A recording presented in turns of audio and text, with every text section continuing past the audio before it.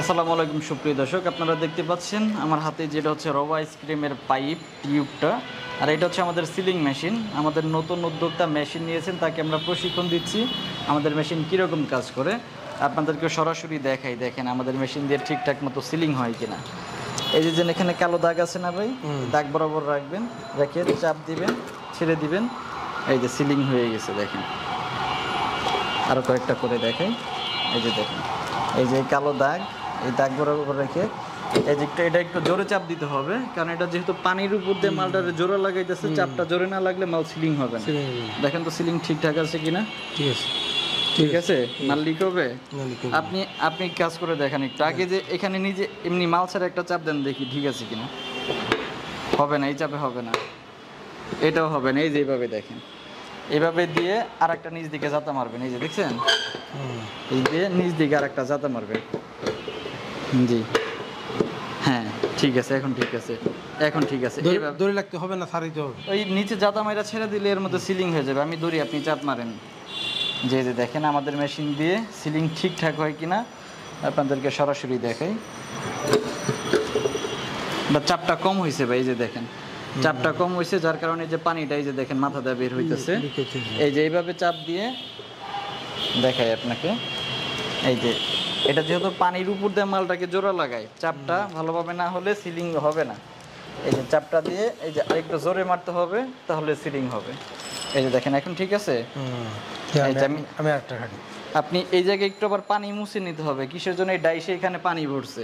এই যে দেখেন, এই পানি ভরা অবস্থায় যদি এখন আপনি দেন, তাহলে কি হবে, মালটা হিটটা গরমটা একটু কম লাগবে, মালটা কিন্তু জোরে লাগবে না। এই জিনিসগুলো একটু খেয়াল রাখবেন, তাহলে কাজ করতে গিয়ে আর কোনো অসুবিধায় পড়বেন না। তারপরেও নতুন মানুষ 2-1 দিন কাজ করলে হ্যাঁ হ্যাঁ হ্যাঁ মেশিনের ভালো মন্দ সব এমনিতেই বুঝে যাবেন। তারপরে আপনারা কল দিলাম না একটু, জি, যে কোনো সমস্যা হইলে আমাদেরকে ফোন দিবেন, ভালো মন্দ সব পরামর্শ আমরা দিয়ে দিব। এটা এখানে দিয়ে নেন, একটু পিছলা হয়ে গেছে। এখন একটু চাপ মারেন, আবার চাপ মারেন এমনি। একবারে জোরে মারলে মেশিনের উপর, হ্যাঁ এখন একটু জোরে মারবেন। এই যে ভাই জিনিসটা আমি হ্যাঁ ঠিক আছে, একটু জোরে না লাগলে লাগবে না, মারেন। হ্যাঁ ঠিক আছে। এই যে দেখেন এখন কিন্তু মাল লিক নাই, এখন লিক আছে। আচ্ছা, আর একটা দিব না। জি নেন, চাপটা একটু জোরে মারবেন, তাহলে আর লিক হবে না। এখন ঠিক আছে। এই যে দেখেন অ্যাকুরেট সিলিং পাবেন আমাদের মেশিন দিয়ে। হ্যাঁ এখনও ঠিক আছে। এই যে দেখেন আমাদের নতুন উদ্যোক্তা কাজ করতেছে, আর কাজ করাটা কতটা সহজ। কতক্ষণ সময় লাগলো? সর্বোচ্চ 3 মিনিট। ভাই কি এর আগে কখনো এই মেশিন দিয়ে কাজ করছে? আজকে প্রথম। এই যে দেখেন আজকে প্রথম কাজ করতেছে, ওনার শিখতে লাগছে মাত্র 3 মিনিট। একটা মাত্র ভুল হয়েছে, তারপরে থেকে আর কোনো সমস্যা নাই। এই যে অ্যাকুরেট সিলিং পাবেন, এগুলো তো আপনি সিলিং করছেন না? এই যে দেখেন আমাদেরটা 5 লেয়ারের সিলিং, লিক হওয়ার কোনো সম্ভাবনা নাই। ডাইস যদি নর্মাল হয় সেই মাল অবশ্যই লিক হবে যদি মেশিনের কোনো সমস্যা থাকে, আর মেশিনের সমস্যা না থাকলে সেই মেশিনে কখনো লিক হবে না।